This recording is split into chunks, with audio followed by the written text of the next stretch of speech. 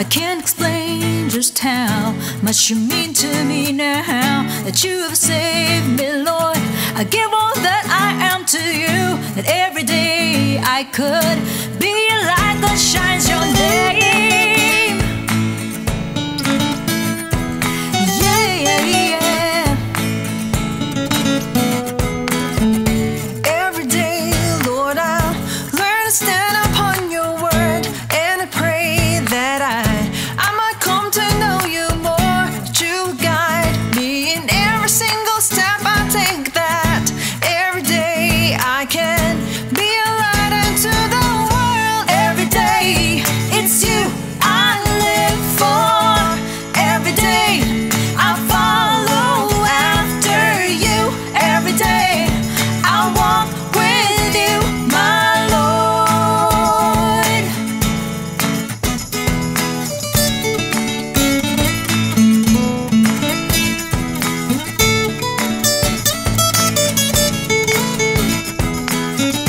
Every day, Lord, I learn to stand upon your word, and I pray that I might come to know you more, that you would guide me in every single step I take, that every day I can be a light unto the world. Every day it's you I live for. Every day I follow after you. Every day I walk with you, my Lord. Every day it's you I live for. Every day I follow after you. Every day I walk with you, my Lord. It's you I live for every day. It's you I live for every day. It's you I live for every day. It's you I live for every day. It's you I live for every day. It's you I live for every day. It's you I live for every day. It's you I live for every day. It's you I live for every day. It's you I live for every day. It's you I live for every single day. It's you I live for every day. Yeah, yeah, yeah. Every day it's you I live for. Every day I follow after you. Every day I walk with you, my Lord. Every day it's you I live for.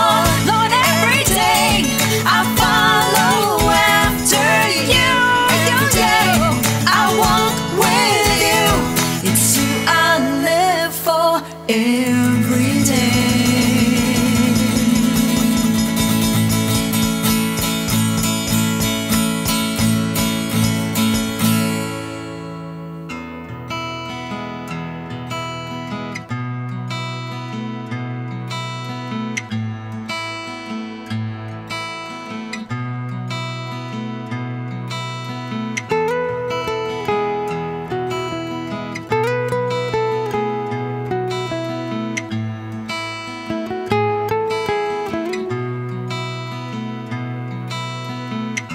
You made me feel, you made me understand how simple life is when I am in your hands. It really hurts and painful deep inside when no one cares and no one understands. Suddenly, Lord, you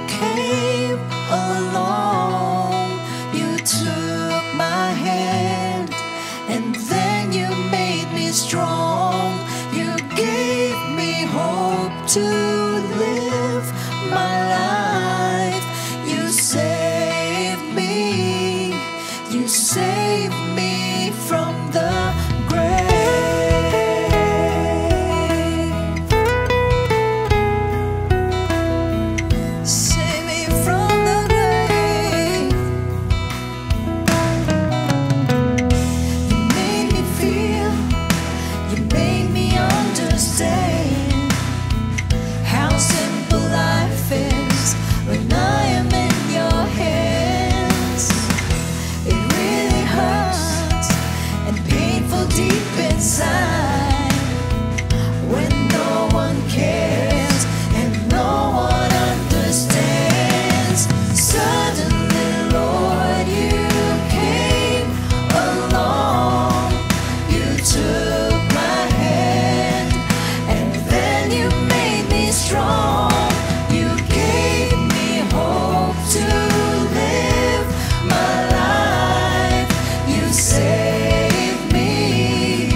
You saved me from the suddenly, Lord, you came along. You took my hand and then you made me strong. You gave me hope to live my life. You saved me. You saved me from the grave.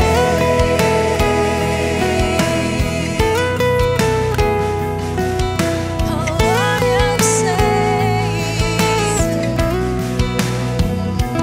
from the grave. Thank you, God. Thank you, God.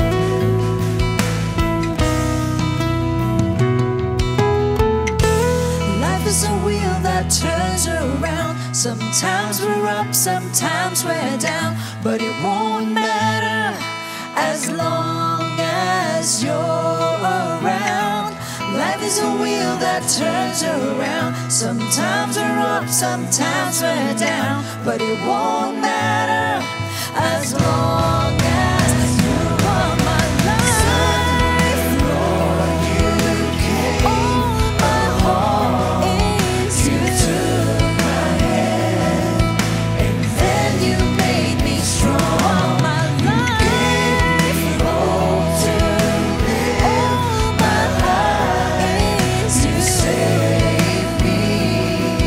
You saved me from the life, Lord, you came. Only hope is you. Took my hand and then you made me strong.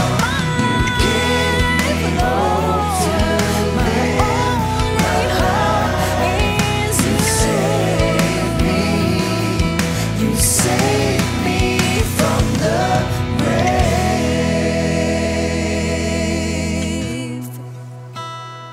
Save me from the grave. You came to set me free, Lord. Isang mainam po na bagay, mga kapatid, na lagi po natin naalala ang pagliligtas po ng Panginoon sa atin. Sa katunayan, hindi lamang po ang ating soul ang niligtas ng Panginoon, kundi hanggang ngayon ay nililigtas po tayo. Nililigtas po tayo sa ating mga physical, sa ating mga emotional problems, hanggang financial po. Hawak-hawak po niya yan. Dahil po, siya ang Diyos ng kaligtasan. Walang iba po, kundi ating Panginoong Jesus.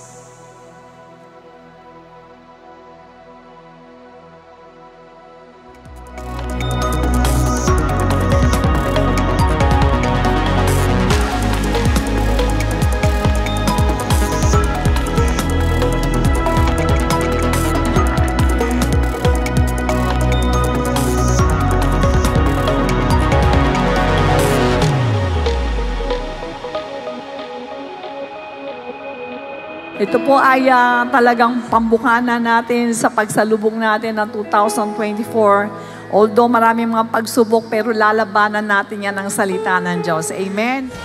Shout Jesus from the mountains, Jesus in the streets, Jesus in the darkness over every enemy, Jesus for my family, I speak the holy name, Jesus. Every time magsasalita ka, nandirito. Lalo pag may problema ka, itong basehan mo. Ito ang ilaw na sinasabi ng Lord. Kaya pag ikaw nagsasalita tungkol dito, ilaw ang sinasabi mo, buhay ang sinasabi mo, pag-asa ang sinasabi mo, at hindi kamatayan. We are the sons of light. Kaya pag tayo lumakad tayo, ayan na! Oh, my God is powerful. My God is so great. My God is so good. My God is light. He is light. He is light. He is light. And I have the light. Maging wise po tayo. Ang i-prepare po natin sa anak natin, sa mahal natin sa buhay, kung sino man siya, ang kailangan po preparasyon sila, bukod sa physical, sa spiritual, biniprepare po natin. At tayo bilang mga lingkod ng Diyos po tayong lahat, mga workers tayo, mga leaders tayo ng church, may dapat yung pamilya natin, kasunod natin, na naglilingkod din sa ating Panginoon po. Kung sakali hindi pa man, sana ngayon, yan na i-call natin po. Ano man ang ipahintulot po ng Lord sa atin, walang makakapigil. But one thing is for sure, lahat ng gusto at plano ng Diyos sa ating gawin ay ikabubuti po natin. This is prophetic, I can feel it in the air. We lift our praise and you change the atmosphere. Speak to life. Hearts open now, everybody sing out. Speak Jesus. I am free. Turn it up, this sound of praise.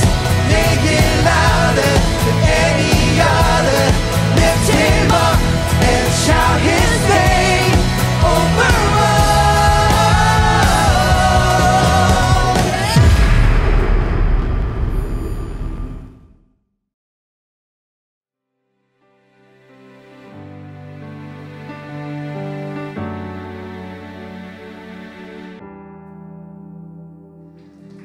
Amen. Praise God. Purihin po ang ating Panginoon. Isa na naman po magandang tagpo na magkita-kita po tayo ngayon para po tayo magpuri sa ating Diyos.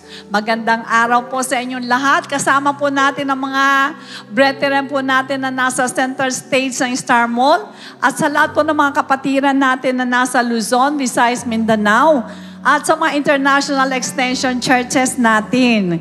Ganon din po sa inyong lahat na naka-tune in at makikisa pong maghandog sa ating Diyos na buhay para po sa pagsamba, pasasalamat, at sa pakikinig ng kanyang dakilang kalooban. Welcome po sa Friends Again ng Jesus Christ. To God be the glory. Amen. Praise God. Bago po tayo magsimula, batiin mo muna yung nasa likod mo. Sabi mo magandang araw sa'yo.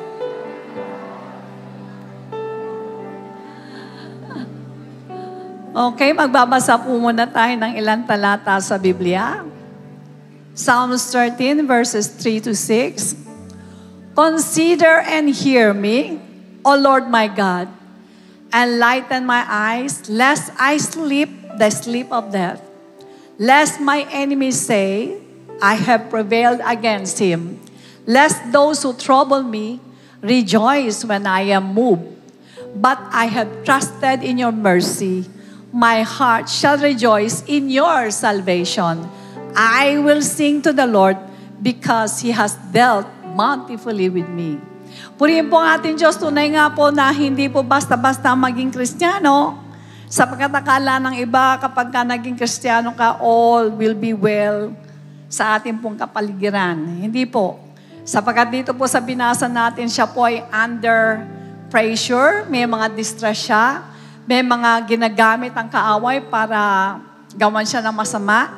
And ayaw niya talagang mag-move o bumigay. Di ba marami sa atin kapag kanang, kaliwa, harap, likod, ang mga problemang dumarating sa atin, yung iba sa atin kulang na talaga ng pasyensya, ang sasabihin niya, bibigay na ako, sasabog na ako. Pero ang sabi sa binasa natin, wag sanang sabihin na nagbibigay ng problema sa akin na mamumove ako.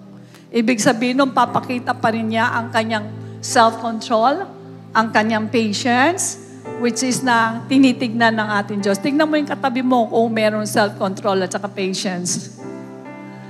Sabi niya gano'n, kahit na ganyan ang ginagawa mo sa akin, still, magtitiwala ako sa habag ng Panginoon. Still, magpupuri pa rin ako sa ating Diyos. Amen. Praise God. Praise the Lord. Iyuko po natin ating mga ulo. Let us pray. Dakilang Ama, maraming salamat po Alam mo naman, Lord, ang layunin ng kaaway namin, patrasin kami. Pasukuin kami sa mga problemang dumarating na kung minsan ay harap, kanan, likod, kaliwa, nandoon. Inaalaw mo para tignan mo kung gaano kami katap, kung kami ba ay bibigay at mawawala na ang tinuro mo sa amin. Ngunit nagpapasalamat kami, Lord, sapagkat ang laki ng pagtitiwala na ibinigay mo sa amin para sa inyo na amin pong panaligan ng inyo pong napakalaking habag sa amin. Kaya kahit ano pong problema namin, nandirito po kami. Magpupuri pa rin kami sa inyo sapagkat alam namin na kayo ang magbibigay sa amin ng lakas upang pagtagumpayan ang lahat ng mga problema na ito. Still, magpupuri pa rin kami at magpapasalamat sa inyo. Kaya hinihiling po namin na igawad mo ang basbas mo sa bawat isang mga anak mong nandirito. Gawin mo kami pagpapala sa inyo harapan. Ipatawad mo, O Diyos, ano man ang mga pagkukulang, kahinaan, pagkakamali o dili kaya ay mga kasalanan. Tulungan mo po kami maging malinis na katulad mo sapagkat alam namin na magiging kaaya-aya lamang kaming handog kapag ang mga tinuturo mo sa amin ay amin pong isagawa. Salamat po na marami. Pagpalain mo rin ang lahat, Panginoon, ng mga tumulong upang maging karapat-dapat kami ngayong hapon na to at ibigay mo, Panginoon, ng double anointing ng iyong banal na Espiritu sa amin pong tagapangaral ngayon. Walang iba kundi ang aming beloved Bishop. Samahan mo po kami lahat at bigyan mo po kami, Lord, ng tenga na makakarinig ng isalita. Isip at puso, Panginoon, natatanggapin namin ang lahat ng mga bagay na ituturo mo sa amin. Sa iyo po lahat ng kapurihan. In Jesus' name we pray and everybody say, Amen!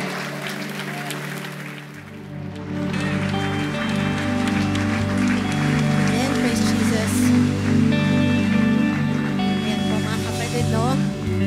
I don't know, pero based on my experience po, unang pasok pa lang talaga ng taon, the devil is trying to pin us down.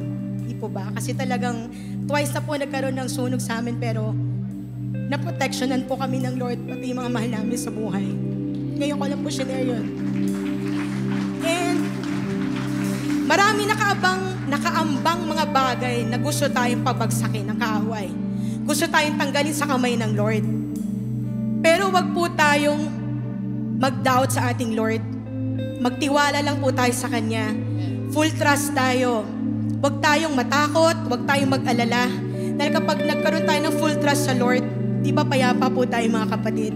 At sa lahat ng laban na yan, kasama po natin ang ating Panginoon. Amen po ba? Kaya susuungin natin ang 2024 na nandoon ang buong pagtitiwala natin sa ating Panginoon. Amen po? Let us all lift up our hands. Sabihin po natin ito mga kapatid. Sige po, taas po natin ang ating mga kamay. At sabihin po natin, Lord, my heart will trust in you.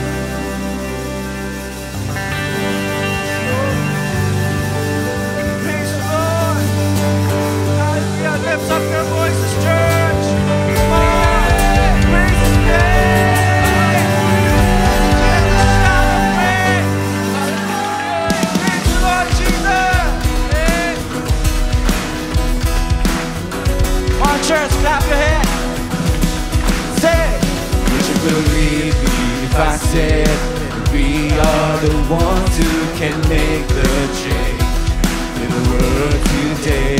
Would you believe me if I said that all of the dreams in your heart can come true today? Yeah, would you believe me if I said that I can be all that you wanted to be today? Yeah, yeah. Come on, church, sing. And if I had wings, I would fly. All that I need, you are. The work you did around me, so you are still hold on. 'Cause you're all that I believe, and the one again in me. Jesus, because of you, I'm free. Hallelujah, Lord. Sing, church, would you believe? Would you believe me if I said God can make miracles happen today? Hey. Yeah, yeah. Would you believe me if I said you don't need to wait for the answers before you step out in faith? Would you believe me if I said that nothing is ever impossible for God? Yeah, yeah. Hey. If I had wings, I would fly. All that I need, you are. In the work you did around me, you are still hold on. 'Cause you're all that I believe, and the one again in me. Jesus, because of you, I'm free. Thank you, Lord, for the freedom. Just live your life. Just live your life with God inside. You won't regret one moment of it. Just give all that you can for God, for God. If I have wings to fly, all that I need, you are. We need you, Lord. Around me, to you I still hold on. You're all that I believe, and the water can get at me. Jesus, because of you, yeah. I have wings to fly, all that I need, you are. The work you did around me, you I still hold on. 'Cause you all that I believe, and the water can get at me. Jesus, because of you, I'm free. I'm free. Jesus, I'm free. Yeah. I'm free. Oh, amen. Let's continue praising the Lord, church. He's the same yesterday, today, and tomorrow. Our unmoved and unchanged God. Hallelujah. You are the unmoved mover, the pure delight of my soul. And when you stretch your fingers, all my fears are gone. In the morning, you're the cloud, and in the night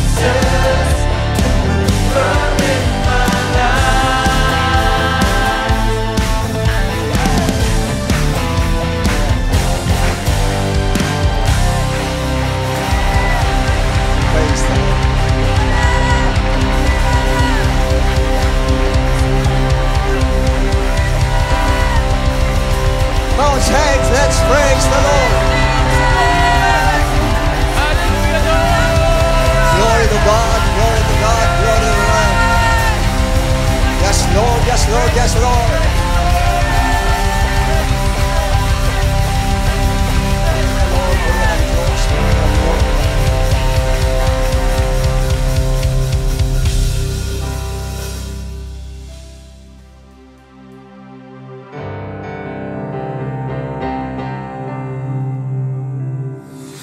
Okay, purihin ng Diyos mga kapatid at salamat at sa unang pagkakataon natin ulit dito sa Star Mall para tayo po ay magpuri po at makinig ng salita.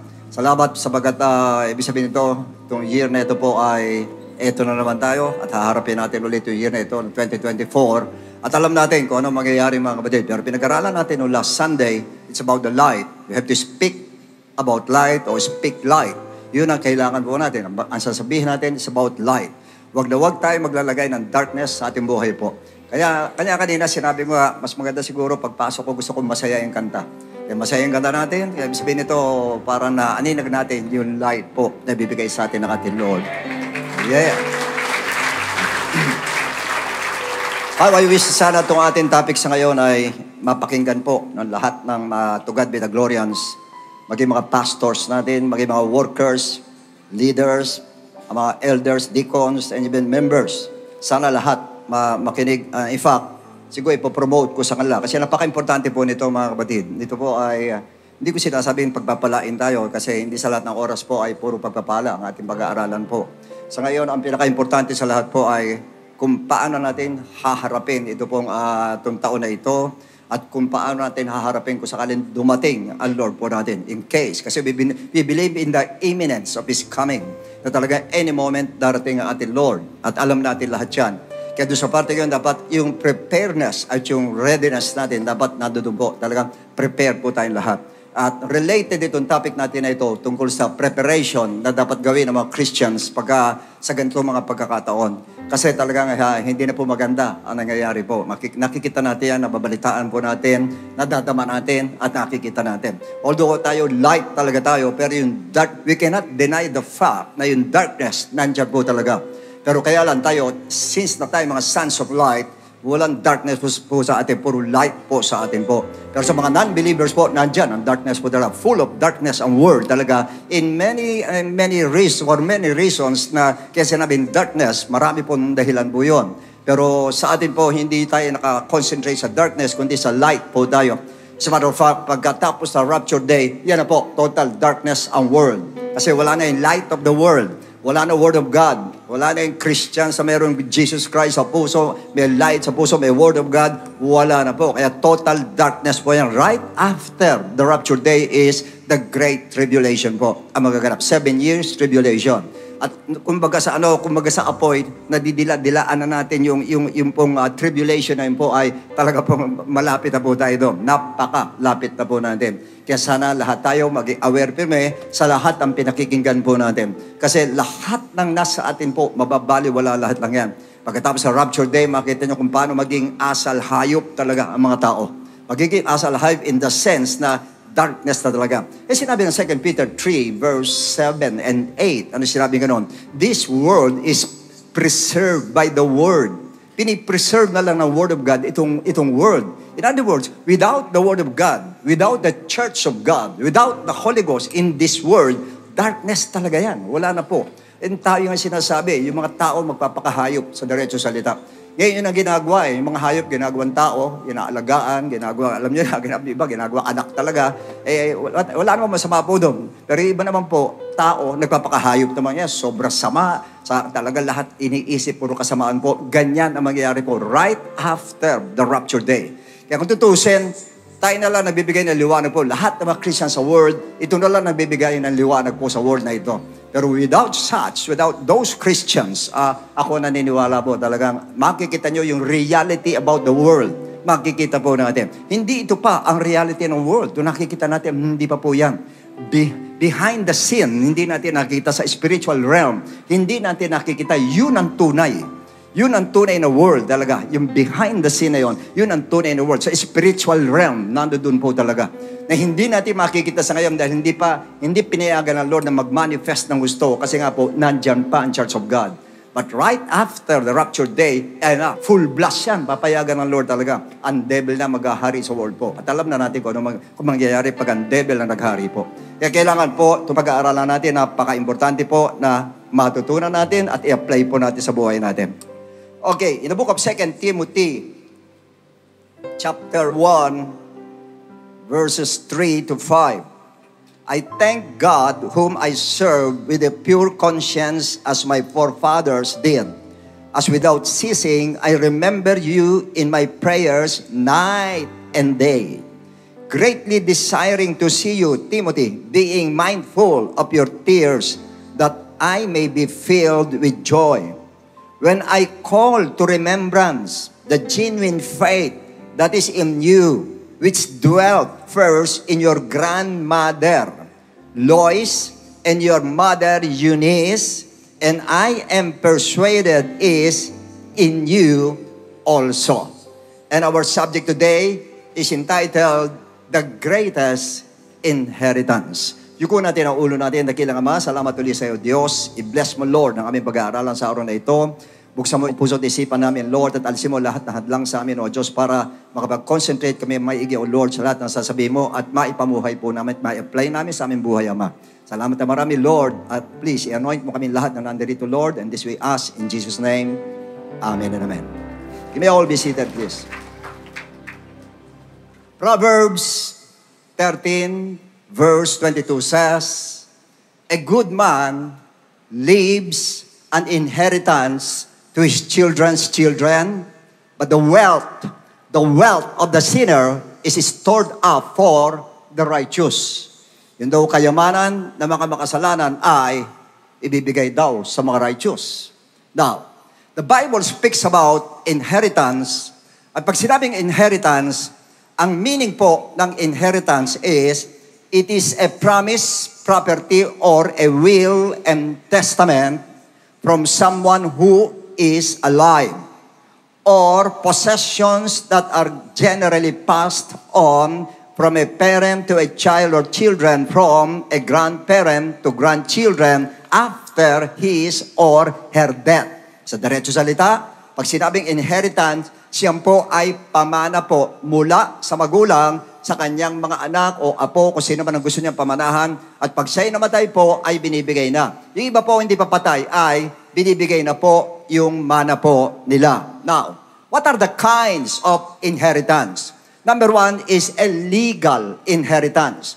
In Proverbs 19:14, Scripture says, houses and riches are an inheritance from fathers, but a prudent wife is from the Lord. Yung po una, yung pera po na pinamamana o asset, sabihin natin, or investment, or insurance, pwede po. Nasabihin natin, beneficiary siya, mamanahin niya yung pag na-aksidente yung kanyang mahal sa buhay. Ang pangalawa po, ang moral inheritance. Yung po, yung mga good traits ng mga magulang or uncle o tita na mamana niya. Yung maunawain, na mana ika sa ina, yung pagiging magagalitin, na maana naman sa ama, yung pagiging mapagpatawad, na mararo sa kanyang tiyahin, yung ganun po, na namamana rin po natin. Meron din pong inheritance of physical traits, yung pong itsura po natin. Kumisan, di ba, ikaw, kunyari nagyari sa'yo, yung ilong mo medyo sumadsyad. Kasi, yung ilong ng tatay mo maganda. Yung ilong ng nanay mo, hindi. Kaya medyo namana ka doon, minana mo yon. Ngayon, yung labi mo, parang pinaglimbitinan. Yung tatay mo, ang ganda ng labi. Nanay mo, gano'n ang labi. Yun ang namana mo sa kanya. Yung tenga ng tatay mo, ang ganda. Tama ang size. Nanay mo, laki ng tenga, gano'n kalaki. Namana mo pa rin yun. Sa diretso salita, lahat ng negatibo, namana mo sa nanay mo at sa tatay mo. Pero, huwag kayong magalala. Meron po remedyo ngayon dyan. Naaayos na po yun yan. Naaayos ang mata, naaayos ang ilong, naaayos ang bibig, naaayos ang tenga, lahat naaayos po. Kaya wala na pong problema kayo. Naunawaan po natin. Kaya huwag po masisiraan ang loob. Huwag kayo masisiraan po. Kung minana natin mga negatibo, pwede pong gawin positive yan. Ngayon po, nare-repair. Nare-repair na po ngayon yan. At wala pong problema. Pera na lang ang problema dyan. Pero kaya pong i-repair yan. Ngayon, ang pag-usapan natin is spiritual inheritance. Yan naman po. Colossians 1:12. Scripture says, giving thanks to the Father who has qualified us, take note, qualified us to be partakers of the inheritance of the saints in the light. So tayo po ay kinwalify ng ating Lord para tayo po ay magkaroon ng mana sa Kanya. But basically, people aspire for legal or material inheritance. No, naalala ko mga kapatid yung sa Luke chapter 15, yung prodigal son. Talaga siya, hindi na siya nakatiis. Hindi pa patay yung tatay niya, hiningi na niya yung kanyang mana po. At alam natin nangyari mga kapatid, napahamak yung batang yon. Kasi hindi siya nakapag-antay. Marami pong ganyan. Pero isa sikat na artistang babae talaga, sabi natin, kilala talaga nung araw pa. Legend talaga pagdating sa pag-aartista po. Pero balita po ay, pinatay nung kanyang mahal sa buhay dahil dun sa kanyang insurance mga kapatid. At meron din naman, nangyari sa Australia po, anak din niya, pinatay yung tatay niya dahil din po sa inheritance. So diyan yung makikita mga kapatid na marami po sa iba't ibang different ways ng pagpatay ng tao para lang for the sake of inheritance. Talagang gusto nila may manahin sila. Kasi sa kanila yun ang greatest inheritance, ang pera po. Kanya iba, di ba, yung lolo nila, pag matanda yung lolo nila, pinapanalangin na ng iba, sana matoda sa si lolo, naghihirap pa sa sayang. Sana, ganun sinasabi naman, para mamatay na, para makuha niya yung mana niya. Pero kung tutusin, hindi dapat po talaga. Pero yun ang world eh. That is the world. Pag sinabing world, ang inheritance ay iniisip nila at pinakamahalaga sa kanila ay yung tinatawag na pera. Yan po ngayon. But the question is this. What is the greatest, the best, and the greatest inheritance a Christian must possess? Ano ba dapat? Ang dapat minamana natin talaga bilang mga Kristiyano. Balik tayo sa verse kanita, verse 3, 2 Timothy 3. I thank God whom I serve with a pure conscience as my forefathers did, as without ceasing I remember you in my prayers night and day. Isa-isahin natin. First, Paul says, I thank God. Salamat sa Lord. St. Paul gave a heartfelt gratitude to God. Why? Yan ang tanong. Bakit siya binigay? Talagang sobrang pasasalamat niya. Pangalawa, sinabi niya, whom I serve with a pure conscience. So, ibig sabihin, for him, to serve God is just a privilege or honor that we must be very thankful for sa ating Lord. Kasi nga po, binigay tayo ng pagkakataon para mag-serve sa Kanya. And he has a pure conscience and heart that he was blameless and very zealous in serving God. Kanya ganun ang ginawa niya. Kung ito privilege lang, grabe yung pagsiserve na ginawa niya. Everybody knows paano nag-serve si St. Paul. Sumunod, sinabi niya, as my forefathers did. Katulad ng ginawa ng mga ninuno ko. So, ibig sabihin po, yung pagsiserve niya ay na-inherit lang niya. Minala lang niya galing sa forefathers niya from Abraham, kay Isaac, tapos si Jacob, tapos Benjamite. Yung Benjamite, yun ang siyang pinaka-tribo ni St. Paul. Doon siya galing po. Jewish siya. Now, kung titignan nyo, pasalin-salin po ang nangyari po ng pagsiserve po. Nag-serve si Abraham, ipinasa kay Isaac, ipinasa kay Jacob, pinasa sa 12 tribes, ipinasa pababa, dire-diretso, hanggang sa New Testament, napunta kay St. Paul. Napunta sa family ni St. Paul, napunta sa kanya. Nakita, unti-unti yung pag-transfer na ganyan, yung mana-mana ng pagsiserve sa ating Lord. Kaya sa Philippians 3, 4, 5, ito sabi ni Paul, though I also might have confidence in the flesh, if anyone else thinks he may have confidence in the flesh, I more so, lalo ako, pwede ko magmalaki. Why? Circumcised the 8th day of the stock of Israel, of the tribe of Benjamin, a Hebrew of the Hebrews, concerning the law, a Pharisee. Pariseo siya, kaya antindi niya sa law. Yung Torah ay kabisado po niya, yung 5 books ni Moses. Magmula sa Genesis and Exodus, Leviticus, Deuteronomy, lahat po yan. Numbers, lahat yung kabisado lahat ni St. Paul po. Sa parting ito ay, doon yung makikita kung anong klase ito si Paul na sinasabing St. Paul. Sa Book of Acts 26, 4-5, my manner of life from my youth, magmula pa sa pagkabata, which was spent from the beginning among my own nation at Jerusalem. All the Jews knows. Alam na mga Hudyo kung saan ako nanggaling magmula pa sa pagkabata. Verse 5, they knew me from the first. If they were willing to testify that according to the strictest, yung mahigpit na sekta of our religion, I live a Pharisee.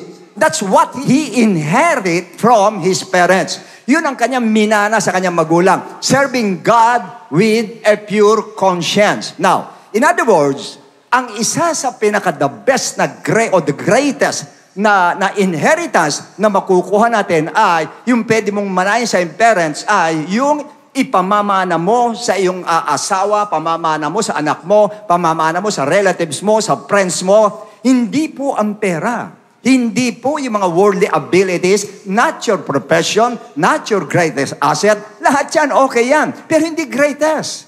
Pero in the service that you're giving God with a pure conscience, dedication, and total commitment, yun ang greatest na pamana o mamanahin natin sa ating magulang o sa ating kapatid o sino mang mahal mo sa buhay. Yun po ang pinaka-greatest. At yan ang pinagmamalaki ni Paul. Yung minana niya sa kanyang ancestors, mula pa kay Abraham hanggang doon sa family niya, yun ang minana po niya. In fact, yung mga natutunan niya, mga itinuro sa kanya, at tulad ng Torah na yan, ganun din sa mga ancestors niya, pati mga worldly matters na natutunan po niya, nag-schooling siya, kung ano man yun, ay tinuring niyang basura lahat yun. Sa Philippians 3:5-8, ano sabi niya ganon? Circumcised the 8th day of the stock of Israel, of the tribe of Benjamin, a Hebrew of the Hebrews, concerning the law, a Pharisee. So, ang dami niyang alam. Concerning zeal, persecuting the church, concerning the righteousness which is in the law, blameless. Walang maibubutas sa akin pagdating sa law. 7. But what things were gained to me, yung pakinabang sa akin, this I have counted loss for Christ. Lahat na yan tinuri kong kalugihan dahil kay Kristo. At hindi lang yun. Next. And yet, indeed, I also count all things lost for the excellence of the knowledge of Christ Jesus my Lord, for whom I have suffered the loss of all things and count them as rubbish, that I may gain Christ. Basura lang niya tinuring. Yung lahat ng kaalaman niya, pagdating sa theology, pagdating sa Old Testament, lahat yun ay binaliwala niya. Lahat yun binasura niya lahat. Pero yung pagsaserve sa Lord, doon siya nag-concentrate. Na minana niya sa kanyang ninuno, sa minana niya sa kanyang family, at yung buong puso with gratitude na pasasalamat niya sa Lord. Yun siya nagpapasalamat ang gusto, hindi rin sa natutunan niya. Why? Yan ang tanong ngayon. Kasi sa kanya, for him, ang greatest inheritance ay walang iba, kundi ang mag-serve ka. Inheritance of serving God with a pure heart. Yun ang pinakamaganda at pinakamagandang pamana natin sa ating mga anak. Pamana natin sa ating mga magulang, kung di pa sila converted, pamana natin sa kanila. Yun ang the best. In fact, sinabi ni Paul sa Colossians 4:3, bakit gano'n na lang ang kanyang pagpapahalaga pagdating dito? Colossians 3, sa GNT version. At the same time, pray also for us so that God will give us a good opportunity to preach His message about the secret of Christ, for that is why I am now in prison. Ibig sabihin, bakit gano'n ang kanyang pagpapahalaga sa pag-serve sa Lord? Yan ang katanungan. Because Paul knew that serving God is just an opportunity given by God. Yan ay pagkakataon lang binigay ng Diyos sa atin. Pag sinabing pagsaserve po, hindi lang po yung nakikita sa functional, mga faces nandiyan dyan, ating mga teachers nandiyan, pastor ito, nandito, nagpe-preach. Pag nagwo-worship kayo, nagsaserve kayo sa Lord. Pag nagpe-praising tayo, nagsaserve kayo sa Lord. Pag nagdadala ka ng soul, nagsaserve tayo sa Lord. Kasama po yun sa pagsaserve natin. Opportunity lang po yun na binigay ng Diyos sa atin. Pagkakataon lang po yun, kaya dapat ginagrab natin ang opportunity na yun. Pangalawa, 1 Corinthians 15:10 sa CEV version. But God treated me with undeserved grace. He made me what I am. Ako'y ginawa niyang ganito. Na ano siya, na isang apostoles, and His grace wasn't wasted. Hindi na sayang ang biyayang binigay sa akin. Why? I work much harder than any of the other apostles, although it was really God's grace at work and not me. Although hindi ako gumagawa, kundi ang Lord, ginagamit niya yung katawan ko. Pero, hindi nasayang yung biyaya ng Lord. In other words, Paul knew that serving God is just the grace of God. Biyaya lang ng Lord na nakapag-serve ka sa Kanya. Biyaya lang na ngayon, kanina nag-worship tayo, nag-praising tayo, grace lang ng Lord yan. Biyaya lang Kanya nating nagagawa po. Binigay lang na opportunity, binigay lang na biyaya ng Lord. Ang pangatlo, 1 Timothy 1:12. I give thanks to Christ Jesus our Lord, who has given me strength for my work. I thank Him for considering me worthy, and appointing me to serve Him. So ibig sabihin, Paul knew that we are not worthy to serve the Lord. And only God has made us worthy. Ang Diyos lang ginawa tayong karapat dapat mag-serve. Pero kung tutusin, hindi tayo karapat dapat mag-serve sa Lord. Ginawa lang tayong karapat dapat ng ating Diyos. Kaya gano'n na lang ang pasasalamat ni Paul pagdating sa pagsiserve sa ating Panginoon po. At ang pang-apat, 1 Peter 4:10, Amplified Version. Just as each one of you has received a special gift, bawat isa daw ay may gift sa ating Lord. Lahat kayong nandarito, pati kayo nanonood sa television, lahat ng Kristiyano po, binigyan ng gift ng ating Lord. Spiritual talent, an ability graciously given by God. Employ it in serving one another as is appropriate for good stewards of God's multifaceted grace and faithfully using the diverse, varied gifts and abilities granted to Christians by God's unmerited favor. So in other words, Paul knew that each Christian has received a gift to serve God. Para mag-serve tayo sa Lord. Lahat tayo po gifted. Binigyan tayo ng gift ng ating Lord. Lahat po tayo. And likewise, yan din ang pinaka-the best na natin maipamana po sa ating mga loved ones. Dapat bawat isa sa atin may pamana ka. Sa anak mo, may pamana ka. Sa asawa mo, may pamana ka. Sa lolo mo, sa lola mo, sa nanay mo, sa tatay mo, o doon sa mga apo mo, saka apo-apuhan mo, dapat meron po. Nakita nyo kay St. Paul nang bula kay Abraham, hanggang doon sa pamilya niya, hanggang doon sa kanya, umabot yung pagsiserve ni Abraham na yung umabot sa kanya. Minana niya mula kay Abraham, yung father of faith po natin. Pagkatapos, sabay cambio siya ngayon. Baling sa uli kay Timothy, ano sabi niya? As without ceasing, I remember you in my prayers night and day. Ang tanong, ano yung naalala niya kay Timothy sa prayer night and day? Ano yun? In fact, in verse 4, sabi niya, he has a great desiring to see you, being mindful of your tears that I may be filled with joy. So, ibig sabihin po, gusto niya makita si Timothy kasi iniiwan niya sa Ephesus itong si Timothy po. Doon sila naghiwalay. But what thing about Timothy was Paul reminded of in his prayer? Ano yung naalala niyang bigla ni St. Paul nung nagpe-pray siya para kay Timothy? Ano yung naalala niya? Sa 2 Timothy 1:5. When I call to remembrance the genuine faith that is in you, which dwelt first in your grandmother Lois, your mother Eunice, and I am persuaded is in you. Isa-isahin natin. When I call to remembrance the genuine faith that is in you, yun ang naalala ko sa iyo, Timothy. Yung genuine faith na yon, yan naaalala ko. Diyan yung makikita pag genuine ang faith mo, naaalala ng iba. Magiging markadong pananampalataya mo pag maganda ang faith po natin. Pagka genuine ang faith po natin ay remarkable po ang nangyayari. Naaalala kahit sino, naaalala nila yung pananampalataya. He remembered the genuine faith of Timothy. Ang tanong, saan ang galing yung genuine faith ni Timothy? Yan ang tanong. Sumunod na sinabi niya, which dwelt first in your grandmother Lois. Yan yung pananampalataya nang galing sa lola mo.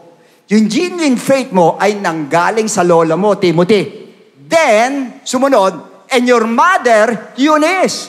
Ibig sabihin, pagkatapos dumaloy yung great faith na yon sa kanyang lola, sa kanyang nanay, yun naman ang dumaloy sa kanya, sa diretso salita. Nakukuha nyo kung paano minana? Minana ro sa lola, minana nung anak nung lola niya, yung nanay niya, minana naman niya sa nanay niya. Mana-mana ang nangyayari pagdating sa pananampalataya. In Acts 16:1, the scripture says, then he came to Derbe and Lystra, and behold, a certain disciple was there, named Timothy. Ayan siya. Sino si Timothy? The son of a certain Jewish woman. Ayun na si Eunice, who believed but his father was Greek. So in other words, ang nanay niya Jewish, pero ang tatay niya ay Greek po, non-believers. Pero yun ang pinana niya, yun sa nanay niya. Ibig sabihin, yung genuine faith ni Timothy, minana niya na nagsimula sa lola niya, pagkatapos ay minana ng nanay niya na si Eunice, sa kanyang minana ngayon sa kanyang nanay. Ganun ang nangyari sa kanyang great faith, sa kanyang pananampalataya. At sumunod sinabi niya, I am persuaded that is in you also. Nasa iyo rin yung faith na yan, minana mo rin yan. Ibig sabihin, naniniwala si Paul na yung genuine faith ni Eunice, na nanay ni Timothy, ay galing sa lola niya, na kay Timothy po. Nagkapasa-pasa na po ng greatest inheritance ng isang believer, ang genuine faith. Mula sa lola, nabunta sa nanay, nabunta sa anak. Mula sa anak, sa nanay, sa lola. Nakuha po natin. Hindi po yung money, hindi possession, hindi business, but genuine faith ang pinamana ng lola niya sa nanay niya na minana naman ni Timothy. Ang minana ni Paul ay genuine way of serving God from his forefathers or ancestor. Yun ang kay Paul, yung pagsiserve naman. Ang kay Timothy, minana naman niya yung pananampalataya ng kanyang nanay na galing sa kanyang lola. So, nakuha po natin. Hindi kayo naguguluhan, ha? Okay, kasi puro mana-mana to eh. Now, ulitin ko. Si St. Paul, ang minana niya, yung pagsiserve mula kay Abraham hanggang doon sa pamilya niya. Minana niya yung pagsiserve. Kay Timothy, minana naman niya, mula sa lola niya, ay yung kanyang great faith. Punta sa nanay niya, napunta sa kanya. Nagkapasa-pasa. Ngayon, paano na ipamana kay Paul and Timothy ang greatest inheritance ng isang Kristiyano? Paano na ipamana? Paano? How? Now, surely by teaching. Number one yun, tinuruan sila. Second, sharing. Sineran sila. Pangatlo, training. Trainain sila. But most of all, by showing the way. Nakita nila doon sa kanilang ninuno kung ano yung ginawa nila. Nakita ni Paul yung way ng paglilingkod ng family niya na galing sa kanyang forefathers, na galing kay Abraham. Nakita niya na minana ng kanyang pamilya po. Gayon din naman si Timothy, na nakita din niya ang genuine faith ng kanyang nanay na galing din sa genuine faith ng kanyang lola. Nakita niya. Meaning, sa part ni Paul, nakita niya kung paano maglingkod ang kanyang pamilya sa Diyos. Nakita niya mismo, nasaksihan niya, na-experience niya. Kaya naniniwala ako na yung klase ng paglilingkod na ginawa ni Paul ay nakita niya at minana niya sa kanyang pamilya. Nakuha niyo?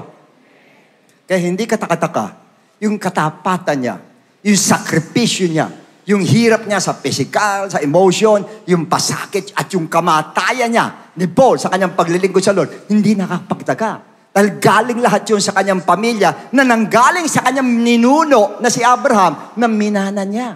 Kanya ganun siya mag-serve sa Lord. Ang pagsaserve niya, galing doon sa ninuno niya. Galing kay Abraham, napunta sa pamilya niya, napunta sa kanya. Kanya ganun klase pagsaserve niya. Sa part naman ni Timothy, kanya siya nagkaroon ng genuine faith dahil bukod sa tinuruan siya, may nakita rin siya sa kanyang nanay kung paano ito manampalataya. Ano yung nakita niya? Una, her priority in life. Ano inuuna ng nanay niya? Ang nanay niya, bago siya, yung munang gawain ang inuuna ng nanay niya. Ganun katindi yung nanay ni Timothy. Nakita yun ni Timothy. Siguro nagtaka pa si Timothy.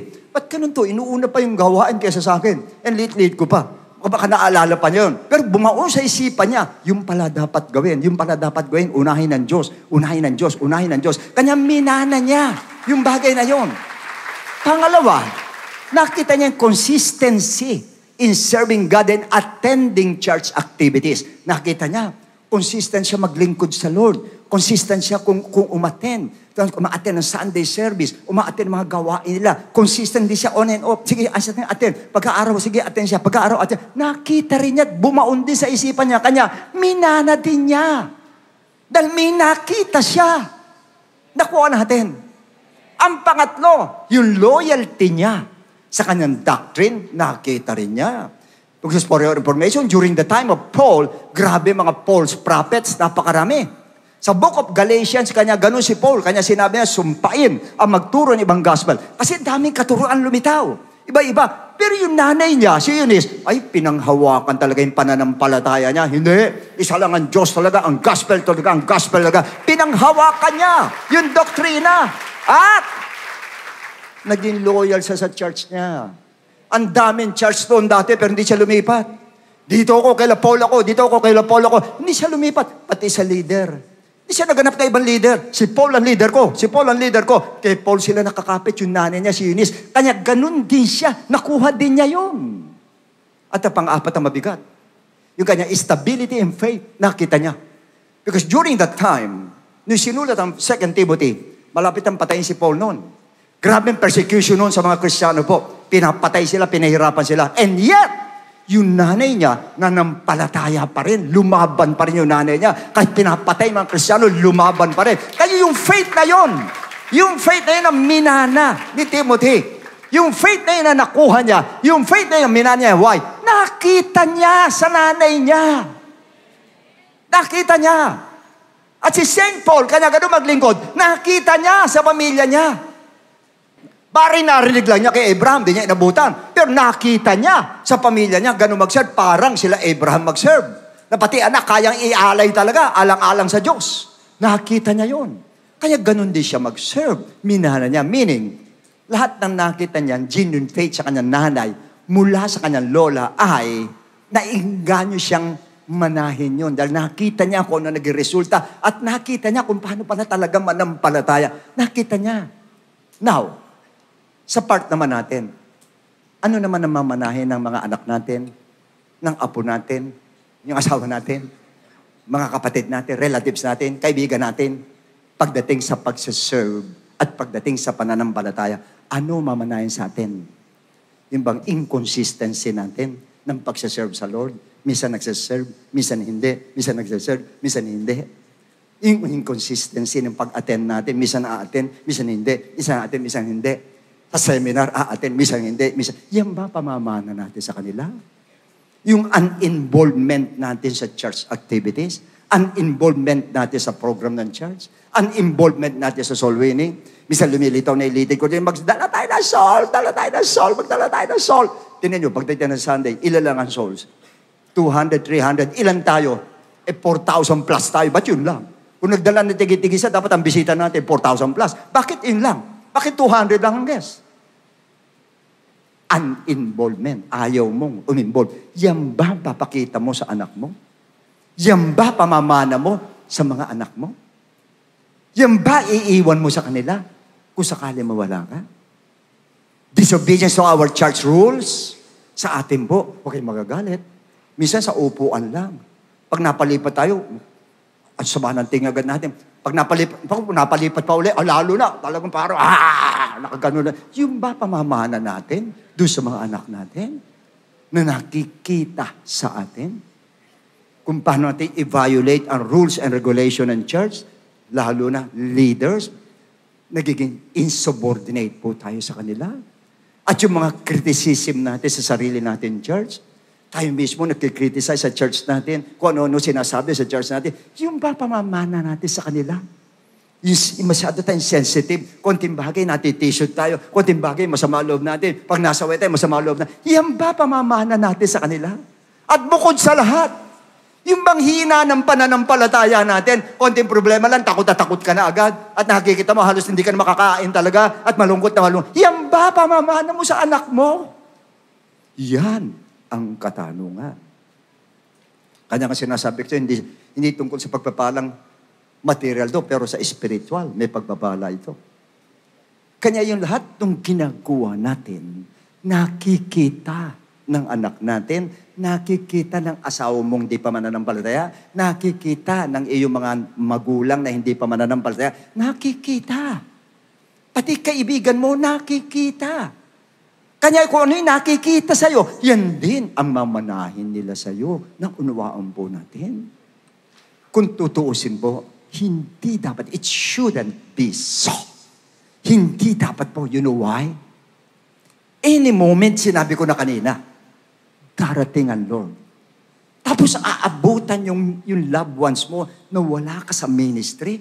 Hindi ko sinasabing worker ha, ministry of praising, ministry of worshiping, wala ka doon pag Sunday. Paano ngayon yan?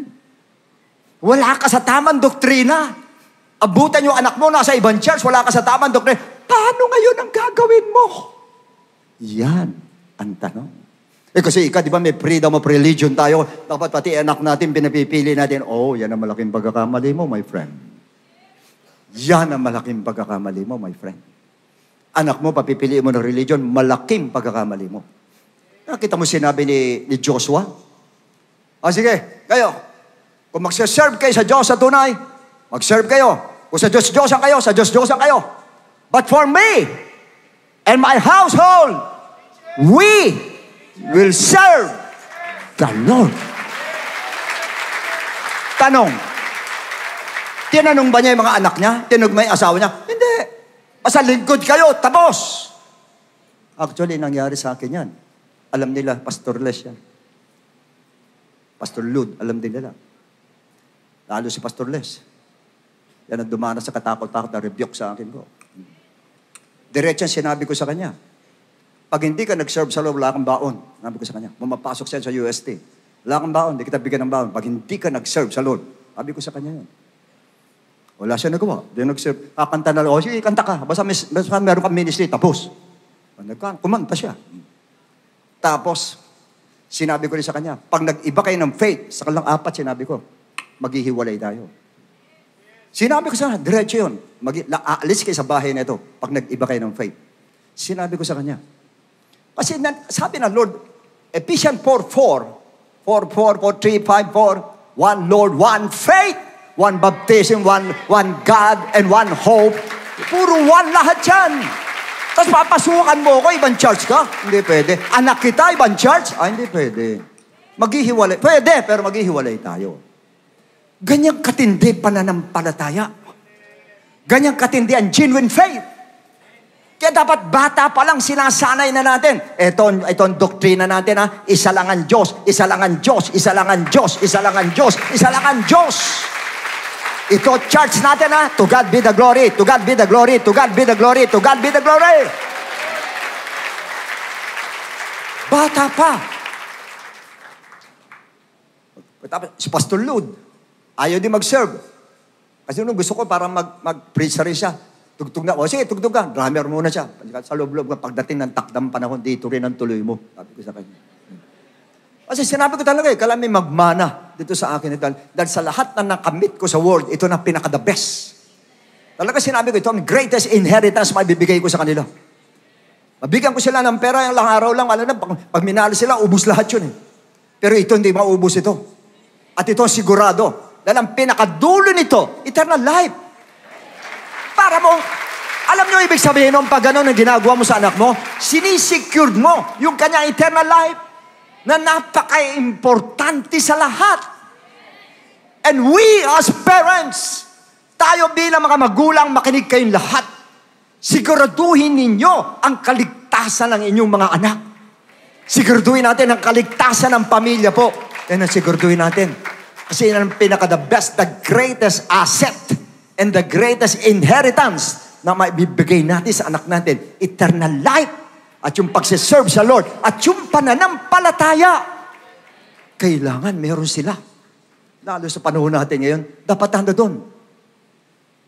Yung sabihin natin na ay, pamamana natin yung hindi ka nagdi-discipling, hindi ka nagikinig, at lalo na abutan tayo ng Lord, wala ka sa tamang, hindi nyo ba alam, body of Christ tayo? Pag sinabi body of Christ, may kanya-kanyang position tayo sa loob ng church. Taga-worship, lahat tayo, taga-worship. Lahat tayo, taga-praising, lahat tayo. Regular praiser, regular worshiper po tayo ng God. Lahat po tayo. Kanya sa 1 Peter 4:10, binasa ko na kanyan, babasahin ko ulit. Each one has received a gift. Minister, serve it to one another as good stewards of the manifold grace of God. Yan po dapat natin gawin. Alam niyo kung bakit? Yun ang una, maka dumating ang Lord. Pangalawa, if in case, i-allow ng Lord, makita natin yung glimpse of the tribulation. And surely, we will. Makikita natin. You know why? Kasi po, yung sinabi ng Lord na sorrows, lindol, earthquakes, lahat ng yung mga economic crisis na yan, crimes, lahat ng yan, signs and second coming ng Lord, lahat yan sorrows. Sabi ng Lord, the beginning of sorrows. Umpisa pa lang ng mga sorrows yan. Umpisa pa lang. Yung nangyayari ngayon. So, ibig sabihin, ang kasunod dito, yung 7 years tribulation na po, ang kasunod dito. Tapos wala kang naipamanang genuine faith sa anak mo. Ano ngayon ang mangyayari dyan? Sabihin natin na malaki na rin anak mo, kung may edad ka na rin, nakahiwalay kayo, nasa abroad yung anak mo, tapos hiwalay kayo, hindi mo manapamanahan ng ganyang faith. Anong mangyayari ngayon dyan? Paano niya sasagupain ngayon to? Itong mga kahirapan na gaganap nito, paano niya sasagupain yan? Mahirapan. Mahirapan. Kasi wala kang naipamana na genuine faith sa kanila. Saan pupulutin yung loved ones mo pagka ganyan ngayon? Malinaw sinabi ng Hebrew 11:6, it is impossible to please God without faith. Impossible. Hindi mo rin mapiplease ang Lord na walang faith. Bakit nagkaganon? Wala kang inheritance na binigay sa Kanya. Walang nakuha sa'yo, walang nakita sa'yo. May nakita, pero hindi maganda ang nakita sa'yo. Oh yes, kanya-kanya tayo ng faith, totoo yan. But we as Christians must live a spiritual inheritance to our loved ones. Dapat may iiwanan tayo sa kanila. If in case tayo mawala o magkahiwalay kayo, meron ka iniwan sa Kanya. Just like Paul inherited from his ancestors and Timothy from his grandmother, kay Lola Lois, at sa kanyang mother Eunice, doon niya minana po. Brothers and sisters, it's time to wake up. Gising na po tayo. Panahon na para magpakita tayo, may maipakita tayo sa mga anak natin, may ipakita tayo sa mga mahal natin sa buhay, na mamanahin nila, nagagayahin nila, kaya maging ganito ka, kaya ganito ka mangyari sa'yo. Dapat ka doon! Sa akin po, malaking pinagpapasalamat ko sa Lord. Dahil lahat ng anak ko, naglilingkod sa Lord. For information, si Wiggly po, 9 years old po, nag-o-organ na sa church po yan. Naglilingkod. 9 years old, pinaglingkod ko siya. Naglilingkod na siya talaga. Kaya si Pastor Les, hindi ko ilang taon, teenager pa niya noon eh. Galit na galit sa akin niya kasi pinahababo ko eh. Hababo! Ayaw niya, kasi may haba! Nakatikim, nasampal ko po siya. Pa! Pinaiksian niya, madal sabi.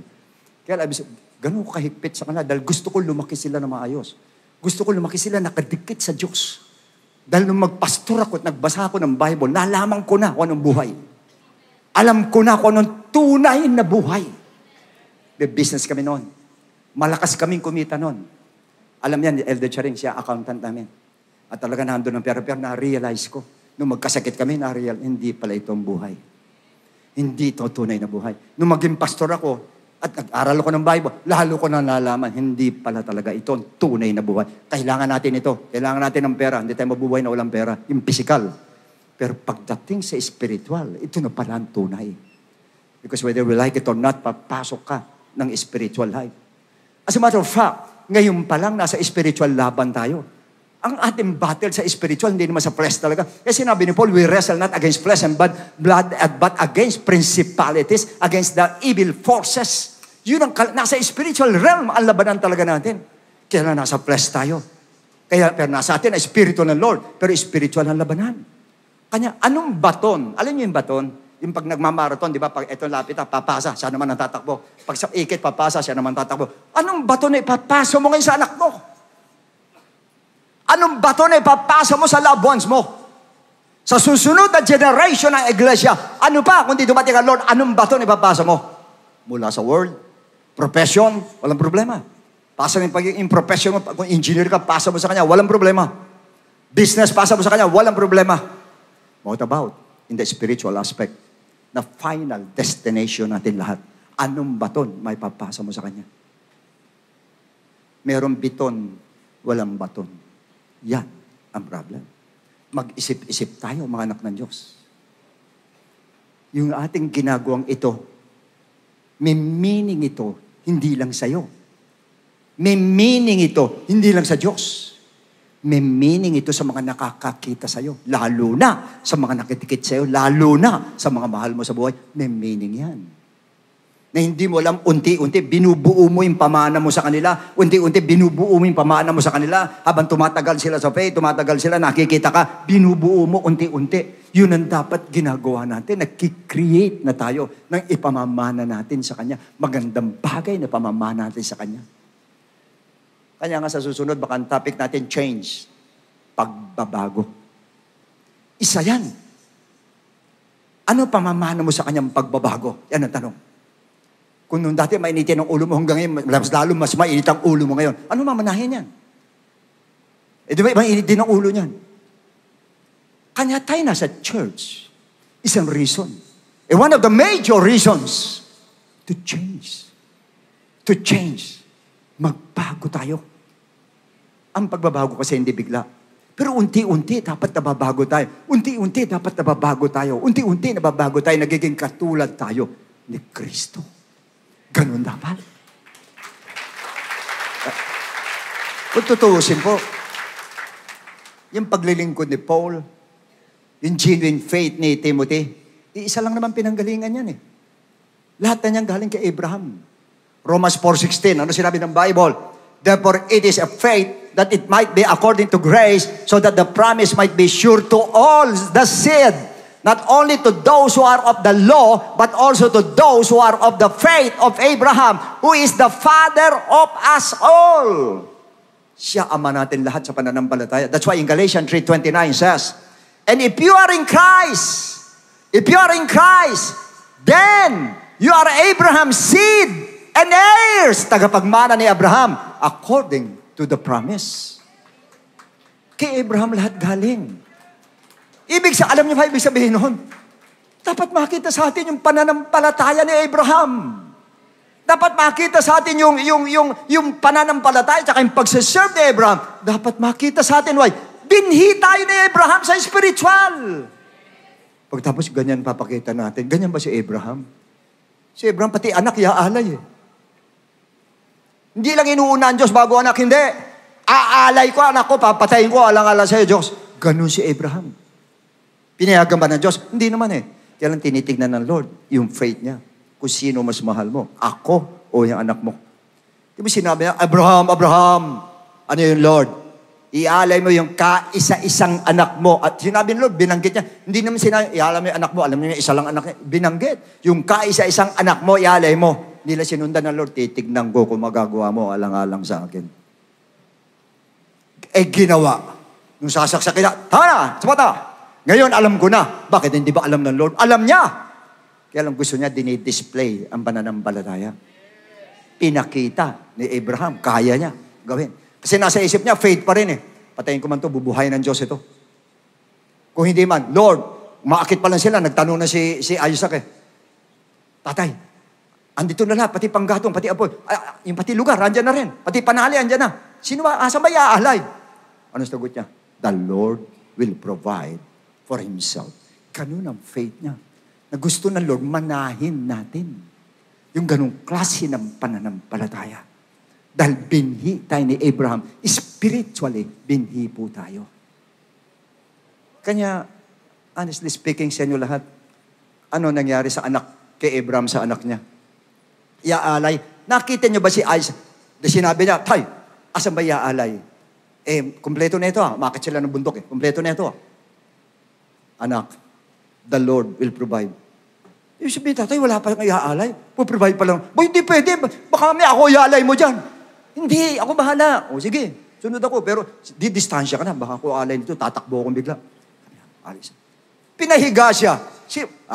Sabi ko na nga ba, ako iaalay dito. Hindi pwede yan tayo, pambira ka naman tatay. O, tatay ka na sa iaalay mo ko. Anong klase kang tatay? Wala siya narinig na ganun. Humiga yung bata. Nagpatali sa kamay. Umikit na lang. Inintay na lang yung saksak ng tatay niya. Why? Namana niya yung pananampalataya ng tatay niya. Why?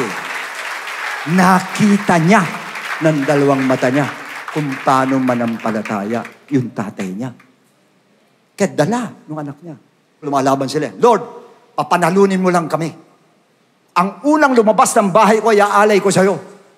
Pinapanalo ng Lord. Uwi na siya, tuwan-tuwa siya. Praise the Lord, panalo kami. Unang sumalubong yung anak niya, nagsasayaw pa.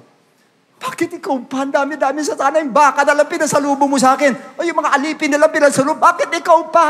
Ano sabi ng anak? Tay, ba't kayo nagkakaganyan?